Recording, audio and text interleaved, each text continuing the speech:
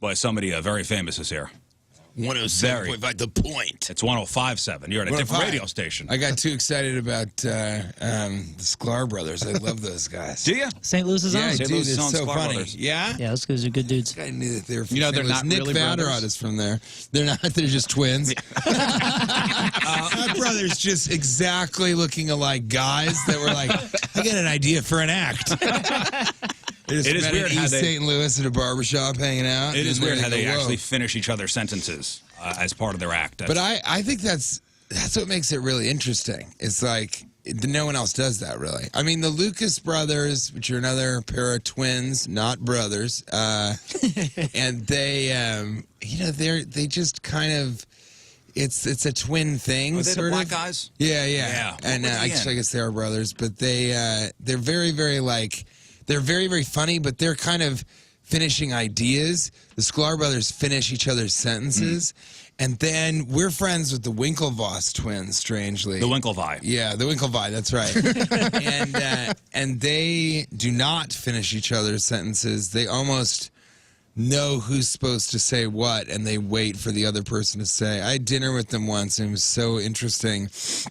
One of them left to go to the bathroom, and when he came back, I didn't have to catch him up, and I kind of knew that. He just knew from what his brother was asking, what questions he was asking, what he had already heard, and so he was able through his brother to be like, well, if you've asked this questions, then you've covered this, and you would have given this information. Yeah, and then I would have stabbed one of them with a fork and seen that the other one would have felt it. he just comes out. So freaked Well, out. I have a joke about that where I say every time I meet twins, I'm always like, can I ask you a question? And inevitably one of them says, oh, what? If you pinch me, can he feel it? And I turn to the other one and I go, no, but if he says something stupid, do you regret it?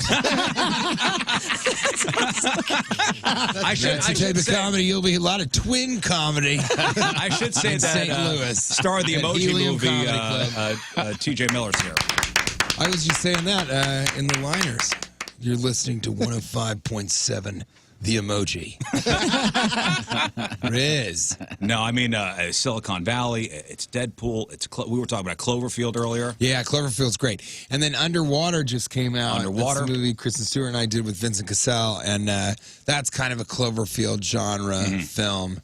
Cloverfield was interesting because it was all found footage, and it was the first time that was done in a monster movie. Yeah, people getting sick. Context. Yeah, that's my fault too because I was the cameraman. That movie because was it was great, so shaky, people got so nauseous. It's a great movie. It's great, and it was the first film I did, so it was really weird because I had to figure out like how can I be funny and pretend to act. Yes.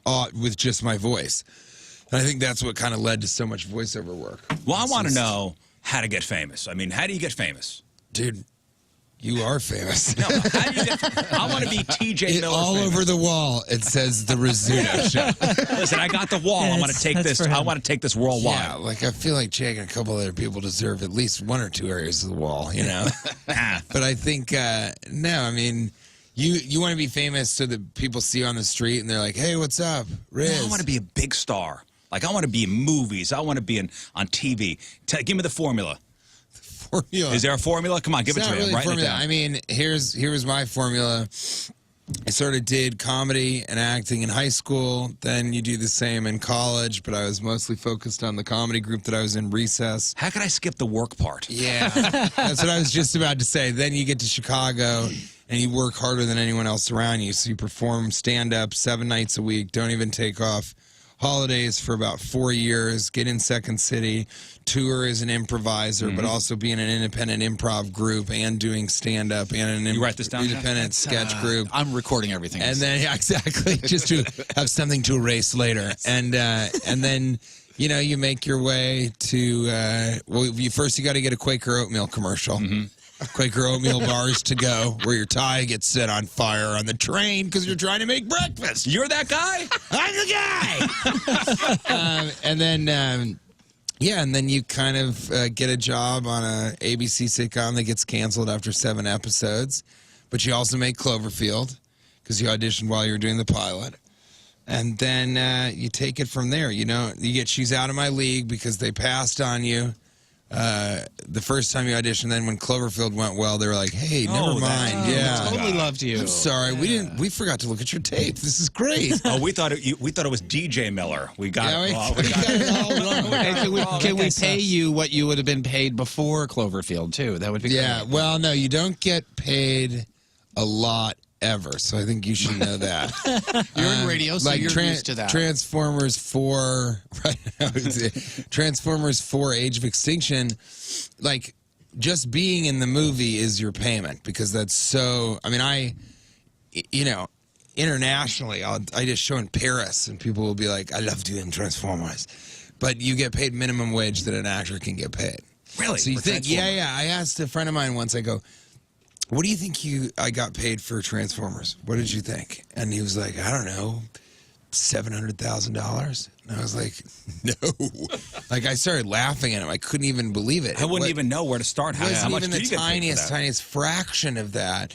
But that's what people think. So people think Kate and I are incredibly rich, which we are from the Emoji Movie and the Mucinex campaign. But no, I mean, you really actually make more money doing commercials and endorsements and stuff like that.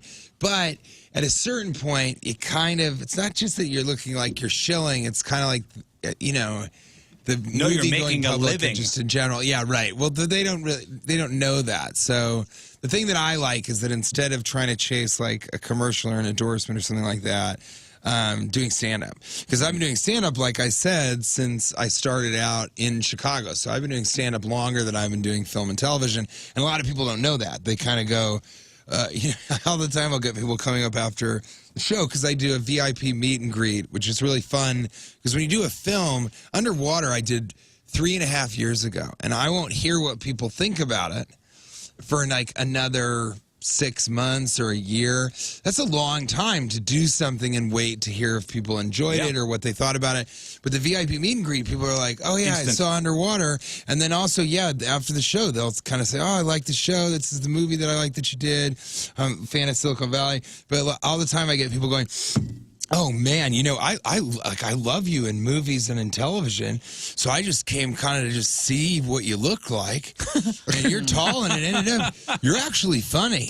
Wow. They'll be like, "You're actually pretty funny." I'm like, "You can take the actually and pretty out of that and just say you're funny." It's a backhanded compliment. But I think people kind of can't believe that the show is what it is, which is very funny, but also very dynamic. So it's almost like a one-man philosophy circuit. It's a lot of observational humor, but the audience plays the slide trombone. There's kind of juggling. There's terrible ventriloquism. I have a ventriloquism dummy that has a smaller ventriloquism dummy that has a smaller ventriloquism dummy that has a slightly larger ventriloquism dummy. And so the show really is like a show. Yeah. And a big part of that for me is if you're paying to go out, I really want it to be like a show. Really, you feel like you're people going got to out. get a babysitter. There's a 2-drink minimum. You got to take a Uber or Lyft. Yeah. Or bicycle. Yeah, people are investing It's a really lot in safe going to to see bicycle to TJ that Miller mall. over at Yeah. Helium Comedy Club this weekend. Yeah, exactly. If you're going to Helium, and they got a great restaurant. So some people go and they eat their dinner there. So I want it to really feel like a show. And that's the thing. I started doing a lot more stand-up when I realized that people are kind of getting screen fatigue. It's like Netflix is like this pushy drug dealer now. It's you're kind of browsing through things, and then suddenly if you stop for too long, it gives you a preview of the movie, and you don't care about that movie. You just waited too long while you're browsing. I was just saying that the other day with this Aaron Hernandez thing. It's the Aaron obnoxious. Hernandez, I don't want to see it. I've no As desire. soon as you log As soon in, as I log in, there it is. Aaron they're just Hernandez like, this face. one, this is what you want to watch. But I don't This want is to watch it. Yeah, so that's weird, the algorithm. And then when you finally finish watching, finally finish watching 10 hours of Better Call Saul, or the Aaron Hernandez thing against your will, and you're like, okay, I'm done, all right? And then Netflix is like, are you done watching that? Well, you're about to watch this in 5, 4, 3, and you're like, no, I don't want it 1. Ugh.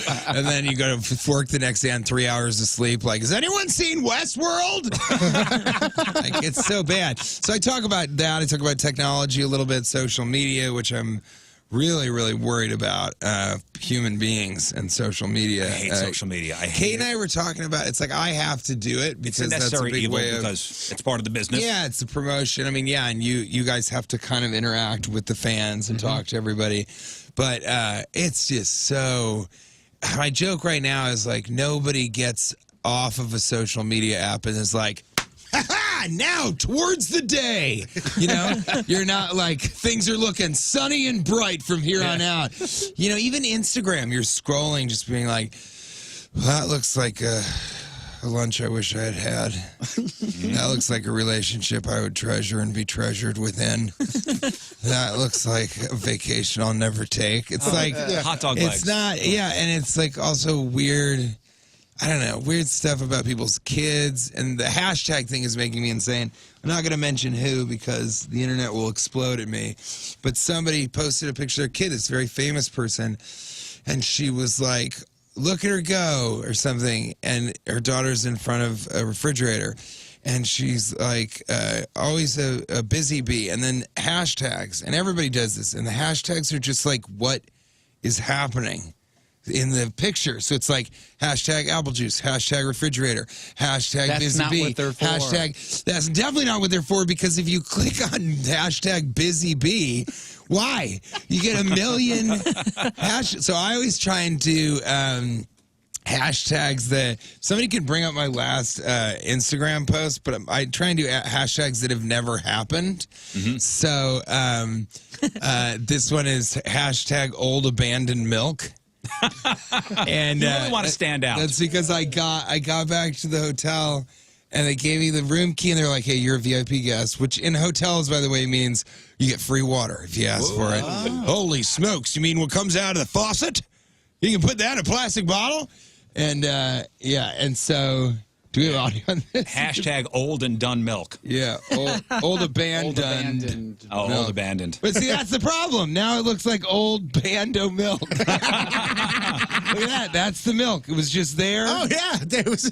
There's a random cup of milk in your hotel room. I'm a VIP, quote unquote. I get to my hotel. There's that abandoned glass of milk. I open the door. I'm like, hello, is anyone in here? Like, who left this milk out here? Listen, if not it's the everybody person gets that across from me, why are they putting? That's right. VIPs get old abandoned milk or an old band of milk. It's an old jug band of milk playing milk jugs. Hey, who's the one that kind of gave you a big break? Who's the one you did your comedy in front of that goes, man, this, I was listening to a story about, I think it was Leslie Jones was on. God, she's great. She and I perform at the same club in New York City, the Comic Strip. I guess, I love her. And one of the guys that she writes with, his name is Lenny Marcus. He's an amazing comedian, too. That's why I moved to New York, is that it's like, the comics are so much better. They're purists, you know? And I think there's some podcasters like Adam Carolla who is really a radio purist. Like, there are people that have pure love for the art form of radio, and they're not using it like Rizz is to gain stardom in the film space. It's pretty disgusting, to tell you the truth, Rizz. But no, but I think it's interesting that. Well, so what did Leslie Jones say? Because I love she's a pure comic. She said that I guess Chris Rock saw her perform at the Comedy Cellar, I think, or one of those. Yeah, clubs. yeah, probably the Cellar. And he has a book that like names to remember, and wrote her name down, and then gave that name to Lorne Michaels, and that's how she got onto SNL. Wow. And you know, Chris Rock was discovered because of Eddie Murphy at the Comic Strip. So that same club, which has a very big, and it's like the Comedy Cellar, we all know those usual suspects, and the Comic Strip is where like Seinfeld, Larry David, Adam Sandler, all that sort of that crew. Yeah, that crew. It's a little bit more cerebral, but also a little bit more silly. You can't be super silly in the Comedy Cellar. Well, who'd you get in front of that goes, man, that T.J. Miller what's guy weird? is... What's weird for me is that's cool that Chris Rock does that though, because he really Eddie Murphy was like, "Yo, put that kid up." You know, I want somebody else before me, and I want to see what his deal is. And then he killed, and then Eddie Murphy and the owner of the club were like, "Whoa, okay," and then that led to SNL. Because Eddie Murphy, you know, and he did that for Leslie Jones. Yeah, which is so. I think that's great. That's kind of a pay it forward type of thing. Mine is strangely I didn't know about it. It was like Great Expectations. I had no idea for like maybe 5 or 6 years, maybe even 7 years, that behind almost everything I've done is Steven Spielberg. So he produced the ABC sitcom that I was on called Carpoolers, and his wife, also named Kate and also an artist, was a big fan of me in that show, and so he started watching that show. I can't imagine that you did, but it was funny.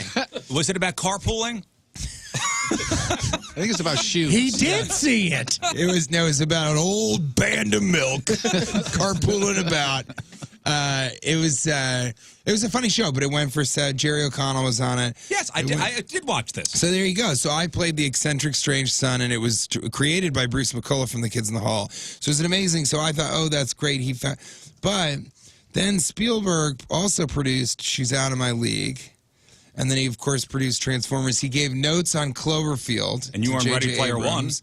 Yeah, but that's even before that. It goes How to Train Your Dragon, right? That was DreamWorks Animation when he was doing that.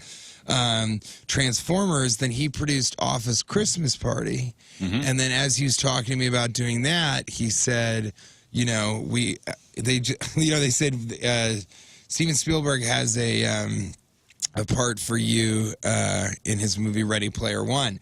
And I was like, okay, do I have to send a tape or anything like that? And they're like, no, he just asked that you be in it. And I was like, specifically, huh? Yeah, and I go, so what happens now? They go, well, you fly to England, and then you wait. And I was like, what do you mean? And they're like, well, you just go. He's filming it right now. And so you're going to stay in the hotel, which was like this crazy estate. And you bring Kate, and then you just sort of live there until he's ready to shoot you, because he decides sort of the day before what he wants to shoot. Wow, that's so we were there we were there for like a month or more, just kind of, and I only shot only a couple weeks on that film, so we were there waiting longer than. But he's really funny, and he goes. I said, thank you, Steven Spielberg, for putting me in your movie, because I like to tease him, and then he'll be like. Because I can't call him by his first name. He'll go, you can call me Steve or Steven. And I always go, all right, Steven Spielberg. I'll call you Steven Spielberg. And I said, thank you for having me in your movie. He said, oh, no, we wrote the part for you. And I was like, what? Because it's not really in the book. But my favorite story in Hollywood is that he and I were hanging out watching Ben Mendelsohn work, who's this really amazing Australian actor from Animal Kingdom, and he was in Bloodline, and I mean, he's really good. And we're just watching him, because I like to learn from other actors, because I'm not really an actor. Huh? Star Wars? Yeah, he was in Rogue. Yes, Rogue One. Which yeah. was like the good Star Wars lately. He was pull his picture up. He was the bad guy. Yeah. And he was great. Rogue One. But I loved Rogue One, and then Solo, and then I saw the last one. I'm like, okay. It did its thing. Yeah, but it should be more than that. That's kind of, Star Wars should be the thing that you're like, whoa, I was expecting it just to do its thing, but it did a little bit more than just its thing. You know what? I went with my son, who I got into Star Wars, and he said, Dad, that was like A++. And I go, that's what it's for. That's the Emoji Movie. People online, when it was announced that I was going to do that movie, they go, oh, you idiot. You stupid idiot. You doing it in the emoji. You're going to ruin your career, you dummy. Doing the Emoji Movie, that Hollywood schlock. And I was like, hey, 20-nothing person on Twitter, this is not for you. It's for 4 to 9-year-olds and parents that are sick of their 4 to 9-year-olds. Yeah. Like, that's the point of the movie. So if Star Wars, if you go to Star Wars and your kid loves it, then that's the whole point. That's what I said. You know what I mean? Yeah, there's Ben Mendelsohn. Yeah, so we were watching him, and Steven Spielberg likes Cheetos. So Jeff, write that down. And I asked him why. He said, brand name. There it is. Right? Yes, Crunchy. I asked him, well, you're not saying Puffy, are you? He said, no, Crunchy. Nobody likes it. Oh, they have popcorn. And so he would sort of, he'd get Cheetos when he was frustrated, So he'd be like, with what was going on. Usually the shot, and he was like, you know what? I think this is a Cheetos moment, and I think these guys kind of like me because I am. I'll make fun of them because I'm a comedian, so I don't really need to be in film and television. And I definitely like acting because you reach more people, but I'm not really an actor. And so I'll make fun of Michael Bay and because he has a good sense of humor also. And I'll make fun of Steven Spielberg, and so when he started having Cheetos moments, I'd be like, Steven's having a Cheetos moment. Steven Spielberg's having a Cheetos moment, guys. Let's fly those Cheetos in.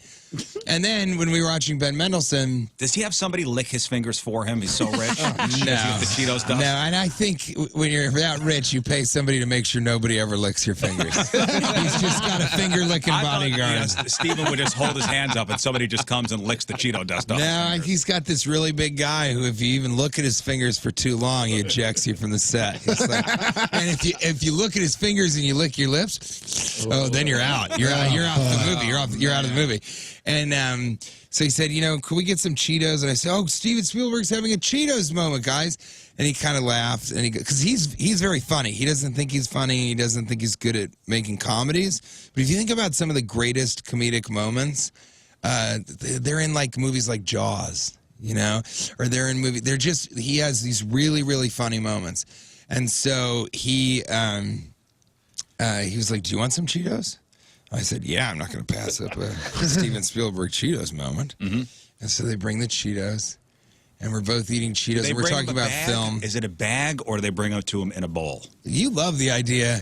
That's why he wants to be a movie star. He just wants all these weird people to lick his fingers and bring him bowls. Does he have Cheeto-dusted knuckles afterwards? I want to know, how does Steven Spielberg... Right out the bag. Wow. Okay. He's an everyman. That's what I want to know. And like, so both of us. Bowl, well, no, that's important because both of us are eating out of our bag of Cheetos, and we're talking about film because he just loves. That's what he loves. I mean, he just wants. And I know a lot about film and think about it a lot, and I know stuff about silent film and certain eras that he's really excited about, like the 40s. And there was a pause in the conversation, and then he took some Cheetos out of his bag, and he silently, slowly put them in my bag. And then I didn't know what to do, so I took some Cheetos out of my bag, and I slowly put them in his bag. And then he looked at me, and he was like, there. Now we're Cheetos brothers. And he walked away. What the heck? And it was so funny. And I was like, it's never going to get weirder than this. This is the weirdest thing that'll ever happen to me in Hollywood.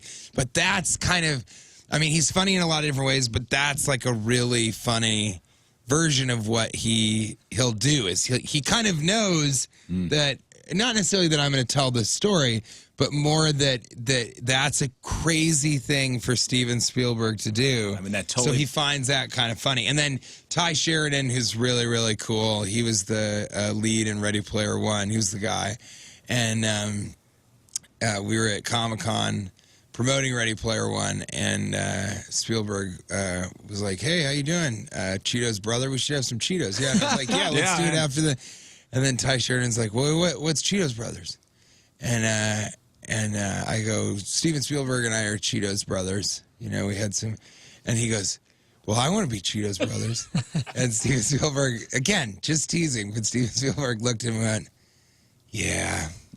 Then he walked away. That totally beats the time I had Funyuns with Stallone. That's right. Oh, you hung your hat on that forever, too. You one-up me on that one. You were putting Funyuns around his... Have you guys ever heard that story about him receiving fellatio, but the mic was on? That's a good Hollywood piece of folklore. No, he did softcore porn like before he was. Before he was an really? actor. Oh, yeah. Before he was like a big actor. Yeah. That Directed by definitely makes Steven sense. Spielberg. That makes sense. But he supposedly he left his mic on, and the sound guy kind of played it so people heard. And he brought a girl into the trailer, and he was being serviced. He was being serviced, but giving her very explicit instructions. Oh boy. Is that out on the internet somewhere? Where to put hands, where to... No, I mean, it's a real piece of Hollywood folklore, because also it was when they were doing... Well, it was film, and so the audio track was also on tape. And so I think, they destroyed that or whatever. He showed it to people, and that guy got fired, and they confiscated the tape. May I ask about your fingernails?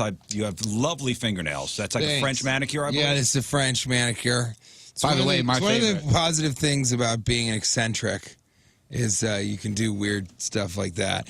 I really like... I mean, all your fingernails are... Yeah, it's nice. It's Kate kind of thinks it's funny, And so I get it sort of to joke with her. This was Chip, and Kate's like, did you chip a nail? I mean, it's So I not think like, she does it to be able to make fun of me. I think it's funny because, and you didn't do it because nothing phases the Rizz.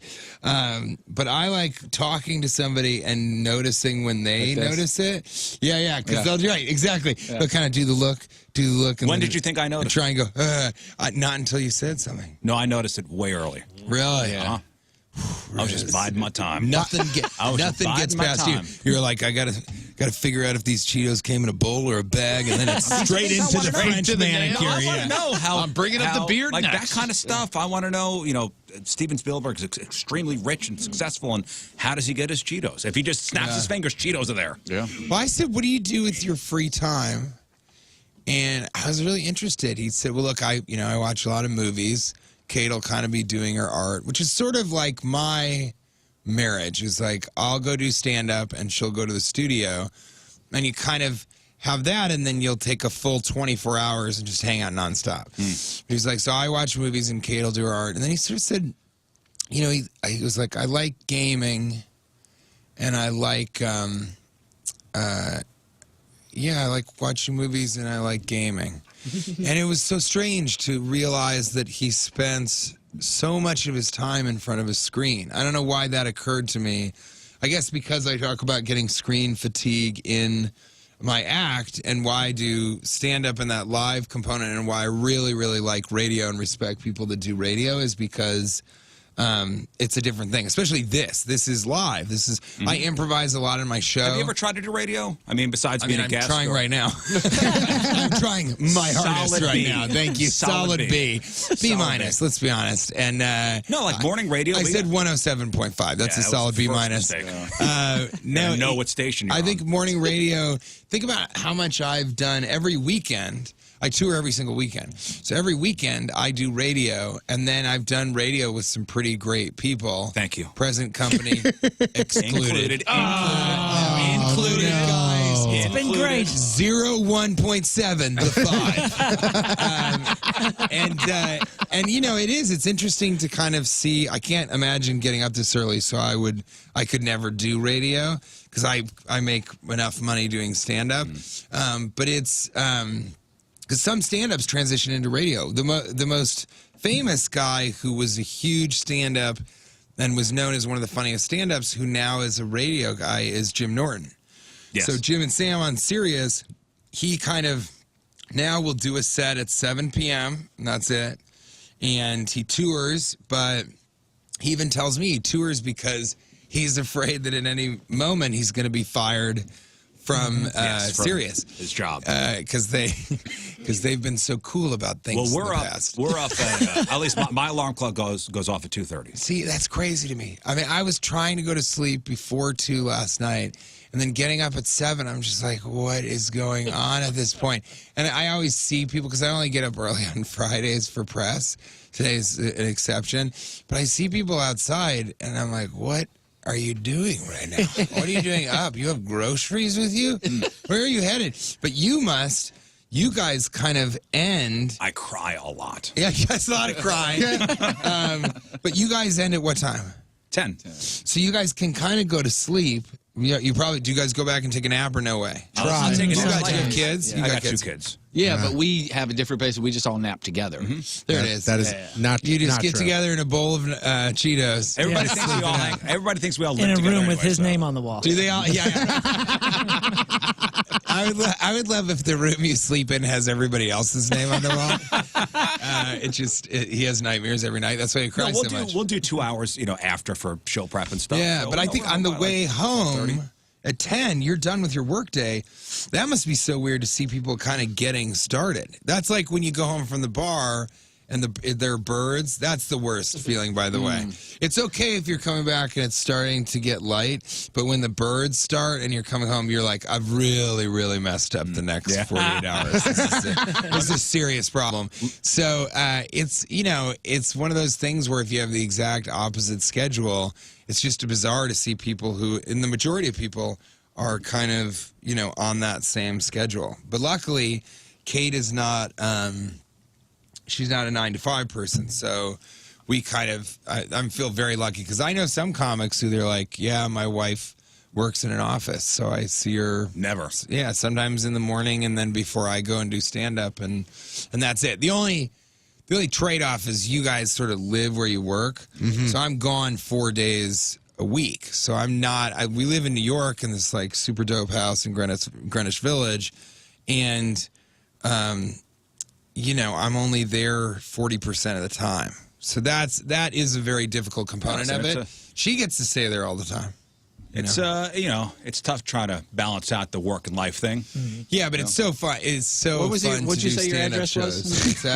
What's that? Let me plug your shows. Let me plug your shows. It's 105.7. The Rizz. The Village. Rizz Road. Helium Comedy Club tonight, 8 o'clock. Helium Comedy Club. Helium Comedy Club. You know what? That is the comedy plug version of me saying 107.5. You're right. You're right. Now you They guys just are even. changed the name, actually. Helium Comedy Plug. All right, it's Helium Comedy Club tonight, 8 o'clock. Tomorrow, 7:30 and 10. Saturday, 7:30 and 10 o'clock. Just real quick, are you in Deadpool 3?